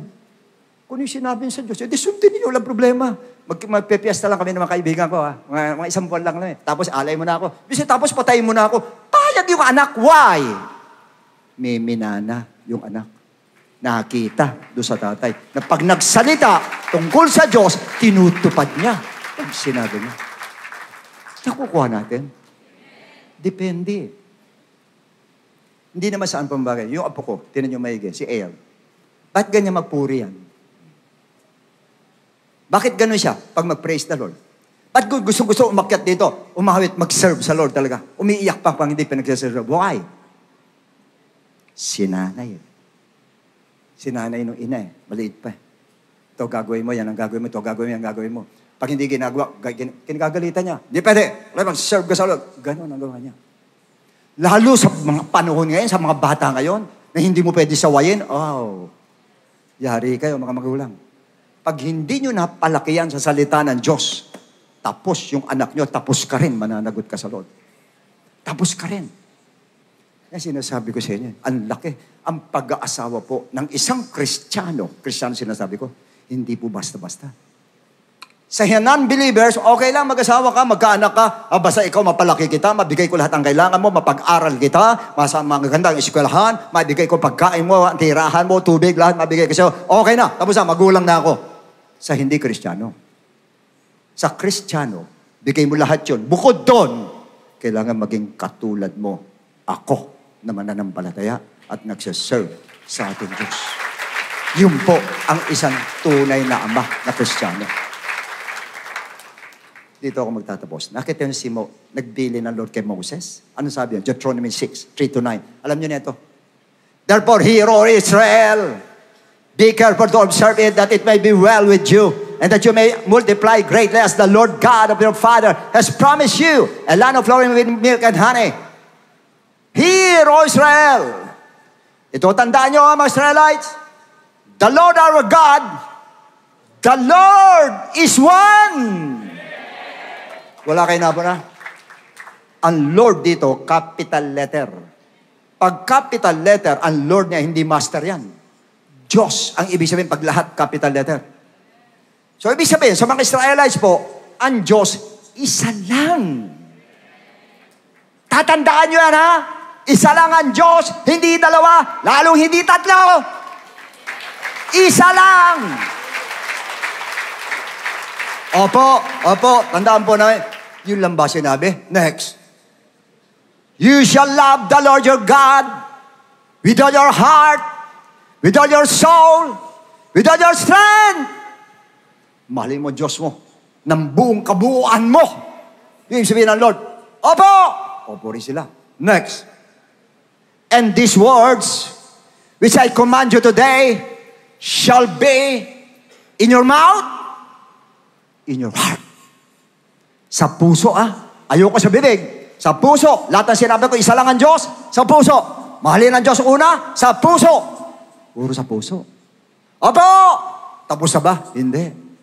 Ito na, sumunod. And you shall teach them, you shall teach your children, you shall teach them diligently to your children. To your children. Hindi sinabi son and daughters. Children's. Bata pa. Sa lahat mga anak ninyo, turuan ninyo. And shall talk of them. Turuan. Pag-usapan. When you sit in your house, nakaupo kayo, pag-usapan nyo. When you walk, pag naglalakad kayo, by the way. When you lie down and when you rise up. Babangon, pagbangon, pag-usapan ninyo. You shall bind them as a sign in your hand. Tali sa kamay. They shall be frontless between your eyes. Nandun sa gitna ng mata. You shall write them on the doorposts of your house and your gate. Ganong katindi ang pagte-train sa bata. Ganong katindi. Walang distansya. Huwag kayo magbibigay ng distansya sa bata. Lalo bata, ang tatalino ng bata ngayon. Kayo magbibigay. Matadali kayo. Napakaganda, lumaki yan. Ayon sa Word of God. Grabe po ang bata. Tapos matalino pa. Sa world matalino. Sa Lord matalino. Grabe ang bata. Antindi ng bata pagka gano'n. Lalaki ang maayos ang bata niya. At yun ang sinasabi ko sa inyo mga magulang. Sa atin lahat na nandarito. Ay kayo mga walang magulang. May mga loved ones kayo na hindi pa mananampalataya. Mag-iwan kayo ng pamana sa kanila. At ang the best na pamana may iwan sa kanila, ang paglilingkod sa Lord. Hindi ka na magpastor ka pa, mag-preacher ka pa, mag-aser-aser ka pa dito. No. Yan lang. Every time nag-worship ka, nag-praising ka, you are serving God. Nagsiserve ka na sa Lord. Pakita mo yon sa anak mo. Ay anak, pag Sunday, ito gagawin mo. Pag Sunday, every Sunday, may lakad. Anak, Sunday Hindi pwede. Sunday sa Lord yan. Dapat ganun. Dapat ganun. Hindi pwede sabihin natin, magbabakasyon tayo, bakit Sunday? Hindi pwede. Sunday, andyan. Sa Lord ka. Dapat nasa Lord ka. Kung nasa ibang bansa ka na, pwede naman, mag-online ka. O mga anak, Sunday ka, online tayo. Dapat ganun. Huwag nyo i-miss. Huwag nyo i-miss. Kasi minsan man, nasa ibang bansa ako, wala magagawa. Sige, mag-on tayo. Mag-online tayo. Walang problema. Tawag yung pamilya. Lega, oy, alas 10. Ayun na, ano na, press again na. Nood tayo. Nood lahat. Nood tayo lahat. Para tayo nagsa-Sunday service. Okay din yun. No problem. Pero totally wala. Don't you ever do it. Yan mo siya masanay. Bata pa. Masanay siya. Bata pa. Kasi kung ano makasanayan yan, at kung ano nakikita niyan, at kung ano naririnig niyan, yun siya. Yun siya. Ay, yun ang dapat marinig sa atin. Sa inyo mga may anak na kabataan ngayon, mga teenagers, hindi pa huli. Huwag kayo mag-bend sa anak ninyo. Sapagkat kung titignan ninyo, hindi ko sinasabing ganito ang gawin ninyo, ha? Sa Luke chapter 15, yung sinabi kong prodigal son, hiningi yung mana niya. Ba hindi sinabi ng Bible doon na, natawag, wag anak, baka ikaw magkaano. Hindi, binigay talaga. Hindi pinigilan eh. Gusto mo lumayas? O sige.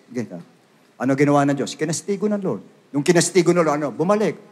Umiiyak siya. Patawarin mo ko, tatay ko. Alipin mo, hindi na ako dapat. Nagbago siya. Yung mga anak, kayo nandirito, mga anak na teenager, wag matigas ang ulo ninyo. May Diyos tayo. Baka hindi nyo alam. Pag ang nanay nyo hindi kayo maituwid, ang Diyos ang magtutuwid sa atin. Tandaan nyo po yan. Ang Diyos. Kaya kayo naman mga magulang, meron tayong new gen po para sa mga teenagers. Tulak ninyo. Tulak ninyo. What is 200 pesos lang at bayad? Nakakainin pa nila yung 200 pesos. Yung matututunan nila, tsaka yung crowd nila. Importante yun. Yung kanilang crowd, puro mananampalataya sila.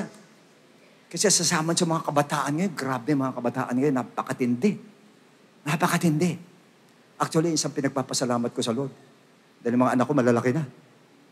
Grabe ngayon, mag-alaga kayo ng bata, nag-uumpisang bata pa lang. Ganyan ang gawin mo, katulad ginagawa ni Pastor Les. Ayan, pwede. Tutok marino talaga siya, kay Air. Talaga nakatutok siya talaga. Ay bata, lumalaki, worshiper yung bata talaga. Lumalaki siya. Worshiper siya. Sana ganon ang gagawin natin. Otherwise, grabe sakit ng ulong bibigay sa atin, mga anak natin. At hindi lang yan. Pananagutan natin sa Panginoon. Pagka ganon. Napakabigat. Naulitin ko ulit. Tanungin mo sarili mo. Kung sakaling kunin ka ng Lord ngayon, ano pamamahana mo sa Kanya pagdating sa spiritual? Meron ba? Yan. Maaaring sa pera, meron. Possession, maaaring meron. Profession, maaaring meron. Spiritual. Na pinaka-importante sa lahat at pupuntahan natin sa lahat, meron ba? Waray. Wala. Tandaan ninyo. Sa last days po, pananampalataya ang pinag-uusapan. Kasi may mga pagkakataon ngayon, kahit ganong karaming pera mo, hindi malutas ng pera mo yung problema mo. Dahil isa lang ang kailangan. Faith. Faith. At faith. At sa panahon natin ngayon, pag yan ang humina sa'yo, ang faith, kawawa ka, kapatid. Kawawa ka. Kasi sinabi ng Bible, the just shall live by faith. By faith po tayo. And hopefully, sana yung genuine faith na yan, nasa atin. At dapat naman nasa atin, dahil sa pinag-aaralan natin, ilang taon tayo nag-aaral ng faith, dapat nasa atin yan. Pag nasa atin ang genuine faith, wala kayo pag-aalala. Ano man ang mangyari sa world, wala kayo aalala. Dahil alam natin, there's nothing impossible to those who believe. Basta't naniwala ka, walang imposible sa Lord. Lahat na imposible, nagiging posible. At yun ang iiwan mo ngayon sa anak mo, na yung mga impossibilities ay pwedeng gawing possible dahil doon sa pananampalatayang iniwan mo sa Kanya. Or pinamana mo sa Kanya. O pinakikita mo sa Kanya. Yun ang dapat po. So, purihin ang Diyos, mga kapatid. Hanggang dyan na lang po. Hindi ko napahabaan pa. Sana nakuha ninyo ang message ng Lord. Paglilingkod sa Lord, nakuha kay Abraham. Sa nuno ni Paul. Ang pananampalataya, great faith, nakuha naman ni Timothy sa nanay niya, na nanggaling sa lola niya. Sana po, mula sa inyo, hindi pa dumating ang Lord, may mamanahin niya hanggang dun sa pababa. At basically, yung ginagawa niyo, nalulugod ang Lord, dapat yung ginagawa niyo, ulitin ko ulit, may kabuluhan. Dahil meron kayong nagde-demonstrate kayo na hindi nyo alam. Nagde-demonstrate kayo sa anak ninyo. Nagde-demonstrate kayo sa mga halin sa buhay na hindi pa mananampalataya. Dinidemonstrate ninyo kung ano ang tunay na pananampalataya. Shall we all stand, please? Awitin nga natin, have faith in God.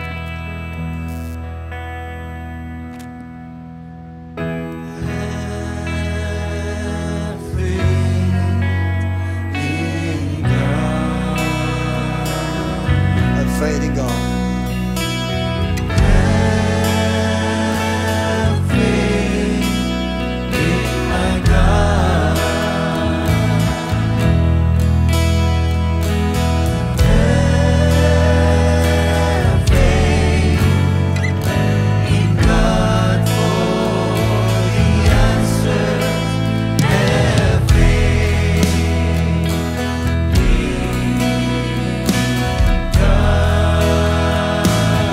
Have faith in God.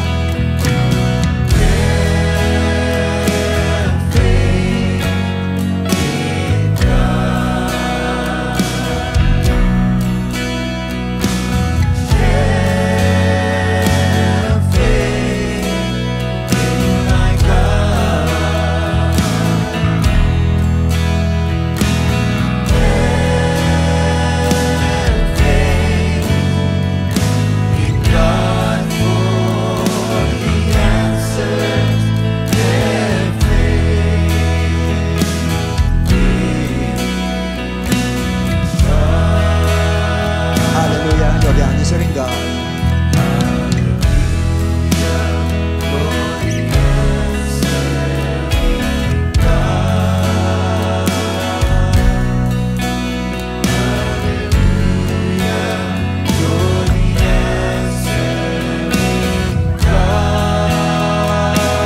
I pray in Jesus' name.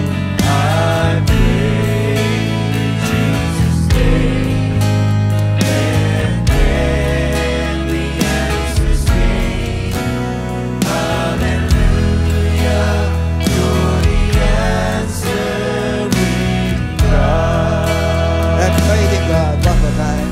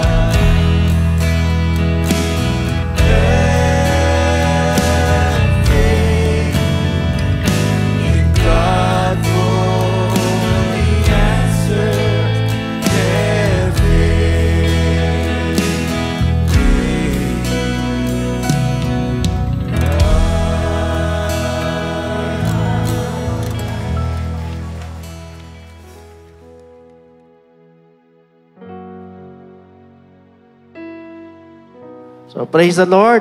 Salamat po sa Panginoon for that enlightening message to our beloved Bishop. Amen po. Lahat po na na-enlighten. Sumigaw ng praise the Lord.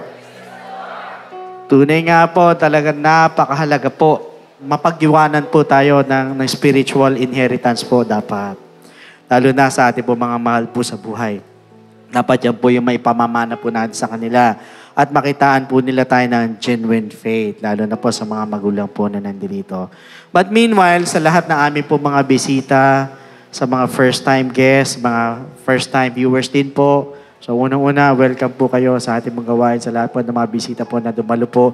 Kaya hindi po sa lahat po ng ating po mga first-time po na viewers. So sa pagkakataon pong ito, sa lahat ng mga bisita, Napakapalad po ninyo dahil napakinggan po natin ang mensahe ng ating Panginoon na nabibigyan po ng diin o nag-emphasize po dun po sa importance na nasa right place po tayo, lalo na po sa body of Christ. Dahil any moment, darating or babalik po ang ating Panginoon. At ang pinaka-importante, ang unang step po para tayo po'y nandun na matagpuan sa body ng ating Panginoon is to accept Jesus Christ in your life as your personal Savior and believe in His gospel for you to be saved. So please listen to me sa lahat ng mga first-time guests po na nandito. Makinig lang po kayo. Pag sinabi nating salvation in Ephesians chapter 2 verse 8, for by grace you have been saved through faith. Malinaw po na sinabi ng talata that we are saved by grace through faith. Kaya lang po ang tanong, saan po tayo mananampalataya at maniniwala? Yeah, that is the big question. It is found in 1 Corinthians chapter 15 verses 1 to 4. It is about the gospel of Jesus Christ. Yung pong death of Christ, yung burial of Jesus Christ, at yung pong resurrection of Jesus Christ. So tatlo yan na kailangan po natin sampalatayanan at paniwalaan. Yung death, burial, and resurrection of Jesus Christ. Kaya lang po ang tanong, is believing enough? Pag tayo po ba'y nanampalataya at naniwala, wala na po tayong gagawin, tutuldok na po tayo doon. Ang sabi po sa 1 Peter chapter 4 verse 17 sa bandang baba po ng talata, what will be the end of those who do not obey the gospel of God? Ano daw ang katatapusan, ano daw ang dulo doon sa hindi sumunod sa gospel ng ating Panginoon? So sa madaling sabi, the gospel of Christ must be obeyed. Pag tayo nanampalataya, tayo naniwala, kailangan lakipan po natin ng pagsunod. Hindi po tayo matatapos sa believing, but rather we need to obey the gospel of Jesus Christ. But the question is, how will you obey? It is found in the book of Acts chapter 2 verse 38. First, we need to repent. Tayo po'y magsisisi po ng ating mga kasalanan. We're going to ask for forgiveness. We're going to confess our sins. Hingi tayo ng tawad sa ating Panginoon. At naniniwala po ako, kahit feeling mo na ang dumi-dumi mo sa harapan ng Panginoon, or ikaw na, let's say, yung pinakamasamang tao sa balat ng lupa, but for as long as nandun po yung genuine repentance sa ating pong mga puso, believe me, the Lord is willing and able to forgive your sins. At dyan din po papasok yung pong death to sin. So yun po yung unang step, we need to repent. Second, we need to be baptized in the name of Jesus Christ. So tayo naman po ibabautisman sa tubig. So ilulubog po tayo sa tubig in the name of Jesus Christ po yan. At ang sabi po sa Romans chapter 6 verse 4 sa bandang taas po ng verse, therefore we were buried with Him through baptism into death. So sa madaling sabi, we need to be baptized in the name of Jesus Christ. Why? Dahil para bagang inililibing naman po natin ang ating po mga kasalanan kasabay naman po ng paglilibing kay Kristo. So yun po yung pangalawang step. We need to be baptized in the name of Jesus Christ. And the third step is we need to receive the gift of the Holy Spirit. Diyan naman po papasok ang ating transformation, yung ating pong regeneration. So sa madaling sabi, tayo mababago na po as found in Romans chapter 8:11 and ganyan po sa Titus chapter 3 verse 5. In fact, once we receive the gift of the Holy Spirit, we're also receiving power. Power saan? Aminin nyo man hindi. Sa lahat ng aming mga bisita na nandito, ganyan sa mga first-time viewers, even all of us here na mga believers or mga Christians, we all have weaknesses. At ang hirap pong magbago pag sa atin lang pong mga sarili. Minsan magbabago tayo na ilang panahon, 1, 2 buwan, 3. Sa mga susunod na buwan, bumabalik po tayo sa dati. Bakit? Sarili mo lang. But you know what? Once you have received the gift of the Holy Spirit, yan po yung tutulong po sa atin para ma-overcome yung lahat ng ating pong mga kahinaan. At yan din po yung magpapaalala po sa atin para makasunod po sa kalooban ng ating Panginoon. So take note, ito pong tatlong ito ay kailangan maganap po sa ating pong mga buhay. First, we need to repent. Second, we need to be baptized in the name of Jesus Christ. And thirdly, we need to receive the gift of the Holy Spirit. And that is what we call the good news. And that is the gospel of Jesus Christ. So at this moment, sa lahat ng mga bisita, pwede po ba na itaas po ninyo yung dalawang kamay bilang tanda ng pagsuko sa ating Panginoon? At yuko po ninyo inyong mga ulo. And please repeat after me with this prayer. Tayo po, pag-pray din po natin sila. Ganyan din po sa lahat ng mga first-time viewers, pakitaas po ang dalawang kamay. Yuko natin mga ulo. Please repeat after me. Panginoong Jesus, Panginoong Yesus, lumalapit po ako sa iyo lumalapit po ako sa iyo bilang isang makasalanan. bilang isang makasalanan. Patawarin mo po ako Tawarin po ako sa lahat ng aking mga pagkakamali sa lahat ng aking mga pagkakamali at pagkukulang. at pagkukulang. Sa oras na ito, Sa oras na ito, natanggap po kita tinatanggap po kita bilang sariling tagapagligtas bilang sariling tagapagligtas. at tinatanggap po kita At tinatanggap po kita bilang Diyos ng aking buhay. bilang Diyos ng aking buhay. Naniniwala po ako Naniniwala po ako na ikaw ay namatay, na ikaw ay namatay, ikaw ay nilibing, ikaw ay nilibing, at sa ikatlong araw at sa ikatlong araw ay nabuhay na magmuli. ay nabuhay na magmuli. Tulungan mo po ako Tulungan mo po ako makapagsimula pagsimula ng bagong buhay ng bagong buhay at idagdag mo po ako at idagdag mo po ako sa iyong kaharian. sa iyong kaharian. Maraming salamat po Maraming salamat po sa pangalan ni Jesus. sa pangalan ni Jesus. Amen. Amen. So yan po yung first step. Para sa pangalawang step po, andyan po yung mga telephone numbers po natin. Pwede po kayong tumawag dyan para makapag-schedule po tayo ng water baptism or mag-message lang po kayo sa ating pong FB page. So meanwhile, here's our beloved Pastor Norma for the additional message and benediction. So once again, God bless every one of you and to God be all the glory. Amen. Praise God. Thank you, Pastor Lud, sa pangangaral mo tungkol sa mensahe ng kaligtasan. Yan pong shinare ng ating beloved Pastor Ludwig ay kung paano po tayo mapapatawad ng Panginoon sa ating mga kasalanan. At yan po ay minana po ng church na ito sa ating Panginoong Jesus. Kaya isinishare po sa inyong lahat yan. Amen. Now, ngayon po ay dadako po tayo sa ating offertory. 2 Samuel chapter 24, verses 22 to 24. Now Araunah said to David, "Let my lord the king take and offer up whatever seems good to him. Look, here are oxen for burnt sacrifice, and threshing implements, and the yokes of the oxen for wood. All these, O King Araunah." Araunah has given to the king, and Araunah said to the king, "May the Lord your God accept you." Then the king said to Araunah, "No, but I will surely buy it from you for a price. Nor will I offer burnt offerings to the Lord my God with that which cost me nothing." Purihin po ang ating Panginoon dito po sa istorya na to na binasa ko. Nagkaroon po kasi ng kasalanan si David sa ating Panginoon. Sa kanyang pagkakasala, kinakailangan niya tumanggap ng judgment kay Lord. Tinakailangan niya tumanggap ng punishment. So it so happened ang punishment na kanya pong pinili ay yung salo talaga, 3 araw. Kaya lang po, naawa ang Lord sa kanila. Katulad po sa atin, kinaawaan po tayo ng Lord. Sa habag ng Panginoon ay sinabihan si David kung ano dapat niyang gawin. At kung ano dapat niyang gawin, pinapupunta siya sa lugar ni Araunah. Doon sa threshing floor ni Araunah, doon siya mag-aalay. Doon siya gagawa ng altar.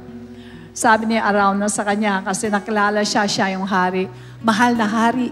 Nandito pong lahat ang mga gusto niyong ialay. Ang mga woods. Bahala na po kayo dyan. Mag-alay po kayo sa ating Diyos. Ano pong sagot ni Haring David? No. Sabi niya, "I will surely buy it from you for a price. Nor will I offer burnt offerings to the Lord my God with that which cost me nothing." Hindi po siya pumayag na libre yung iaalay niya kay Lord. Sabi niya, "Hindi, bibiling ko sa iyan dahil ayoko mag-alay sa Panginoon ng cost me nothing." So, ganyan po, tayong lahat. Pag tayo po ay nagbibigay sa ating Panginoon, damahin natin sa ating puso na, "Lord, kaya ako ito binibigay sa iyo dahil mahal kita. Alam ko sa pagmamahal mo sa akin, tutulungan mo akong mabuhay dito sa mundo." Ganyan po ang nagmamahal sa ating Diyos. Amen? So tayo po ngayon ay magbibigay with all our hearts. Ngitian mo muna yung katabi mo nung nakangiti. Alright, for complete details or online giving, please refer to the ways and means to give dyan po sa ating ABP. Maraming salamat din po sa mga kapatiran walang sawang sumusuporta sa ating mga gawain.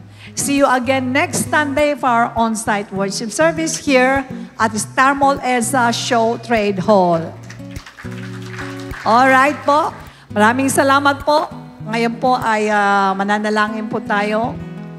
Salamat po sa ating Diyos. Salamat po sa ating beloved Bishop. Dahil napakaganda po ng itinuro sa atin ng Panginoon. Sabi mo nga sa katabi mo, tinanggap ko na ang mana ko. Alam po ninyo, pag sinabing mana, tapos hindi nakikita, espiritual, parang ayaw ng normal na tao. Pero sa mga tao na espiritual, napakagandang mana ang espiritual. Ang ating minana sa Panginoon ay yung genuine faith. Kailangan magkaroon po tayo niyan. Pinamana na yan sa atin. Kaya sabi mo ulit sa katabi mo, ang sarap damahin ng mana ko. Yuko natin ang ating mga ulo. Let us pray. Lord God in heaven, thank you so much sa mga katuruan na ibinigay mo sa amin. The greatest inheritance na tinanggap namin, Panginoon, ay ang genuine faith. Kaya namin sinabing genuine faith dahil nadarama namin na tinawag mo kami sa iglesyang ito at binigay mo sa amin ang lahat ng mga bagay na dapat po namin matutunan. Pinasa mo sa amin ito ngayon. What now? Anong gagawin namin? Of course, kailangan maipasa po namin ito sa aming mga anak, sa aming mga kapatid, sa mga mahal namin sa buhay una. Nais namin ma-share ang Word of God sa kanila. Nais namin ipakita namin ang paraan kung paano po magkakaroon ng faith sa inyo. Kaya tulungan mo na maipakita namin sa kanila na priority ka namin. Pakita namin sa kanila na consistent kami at kami loyal, Panginoon, sa doctrine ng church namin. At ganon, stable din po ang aming faith. Hindi po kami nagwe-wave. Kaya kung meron mang kulang, Panginoon, sa aming pananampalataya, patawad mo lahat ito at ibigay mo po sa amin ngayon ang mga sikreto kung paano ang pamana na to na minana namin sa inyo ay may pasa po namin, Lord God. Alam namin na kami ay binigyan mo ng mga gift, kanya-kanyang gift. Imposibleng walang gift ang bawat isang tinawag mo. Tulungan mo kami na i-minister namin ito sa inyo, O Diyos, sapagat alam namin na habang mini-minister namin ito, Lord, kayo po ay nalulugod sa amin. Maraming salamat po, Ama, sapagkat alam po namin na nangako ka sa pamanang ibinigay mo. Walang hanggang pasasalamat, Lord, ang binibigay namin sa inyo. Iunat mong yung mapagpalang kamay sa bawat isang mga anak mong nandirito. Igawad mong basbasa mo mula ulo hanggang talampakan. Ingatan mo mga kaisipan, huwag mong paubaya sa mga deception. Ingatan mo mga katawang lupa, huwag mong ipaubaya sa mga deadly diseases. Ingatan mo rin, Panginoon, mga negosyo, mga hanap buhay. Huwag mong ipaubaya sa bankruptcy, Lord. And in Jesus' name, Lord, pinoproclaim namin, Panginoon, ng kalakasang espiritual sa bawat isa sa amin upang kami, Panginoon, magamit mo na humayo upang magdala ng maraming kaluluwa sa inyong harapan. Naminana namin, Panginoon, sa pinagmula ng aming pananampalataya. Walang iba kundi sa inyo po, Lord God. Lord God in heaven, patuloy ang pinapanalangin ng aming bansa. Bigyan mo kami ng mga leaders na maalam magdesisyon upang ma-maintain ang peace and order sa kapaligiran. Huwag mo rin kami pahintulot, Panginoon, sa mga lumalaganap na mga disaster ngayon, katulad ng lindol, ng gera, ng mga terrorism, Lord God. In Jesus' name, Lord, hayaan mong maging payapa sa bansang ito. Tulungan mo rin mga kapatiran nandun sa iba't ibang lugar. Tulungan mo sila maapagtagumpayan, Lord God, kung ano man ang mga bagay na dinaranas nila. Buong tiwala at inaasa namin sa inyo ang aming buong katauhan. Nagtitiwala kami na hindi mo po kami pababayaan. Sa iyo po lahat ng kapurihan. In Jesus' name we pray and everybody say Amen.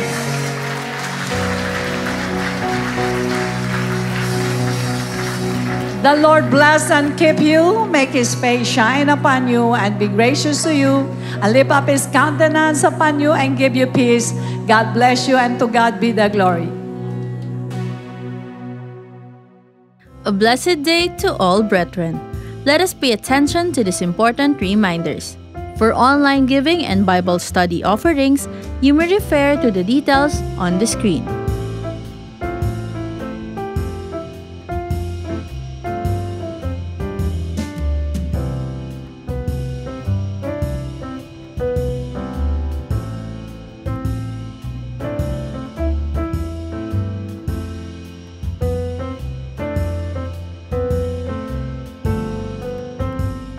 Kung nais niyo pong magpa-schedule ng baptism or one-on-one counseling, you can call us via the contact numbers flash on the screen o mag-send ng message sa ating Facebook page.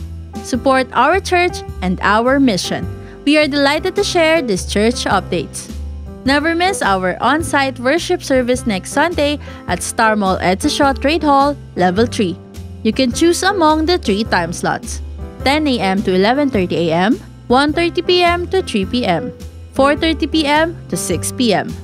Don't forget to invite your loved ones and friends. To all Servants Force, the chapter reading for the Servants Force devotion on Tuesday is Psalm chapters 144 to 145. To all Yupper and Nugent, get ready for an awesome and faith-filled event. Join the first Yupper Nugent Winter Fire this year entitled First Spark on February 17, Saturday, 1 p.m. at Star Mall Edsa Shaw Trade Hall. Registration fee is 450 pesos only, inclusive of food and drink. Visit Yupper and Nugent's social media pages for ways to register. Good news! This is your chance to join the Servants Force. Calling all those with God-given gifts and skills, we are looking for passionate individuals who will be part of the worship team, Cat Prod, and Service Operations Ministries. For worship team, we need vocals and band such as electric or acoustic guitarist, bassist, keyboardist, and drummer.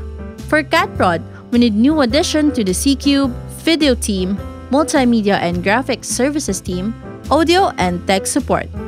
The service operations is also in need of Bethesdan, Gideon, and comrades. Those who want to join must have completed one of C Books 1 and 2 as a basic requirement. Scan the QR code or fill out the ministry form found on our website or at the information booth every Sunday. The Servants Force Department will get in touch with you after successfully submitting the form. Sign up now. IDO for Music is now available on Spotify, Apple Music, Deezer, Amazon Music, and other digital platforms. Use IDO for Songs on Facebook, Instagram, and TikTok. Our church merchandise are up for grabs. Our very own calling card and sticker are available for purchase. We encourage you to visit our church kiosk located at the entrance to purchase. To order, you can also contact us via our Facebook page or the numbers flashed on the screen.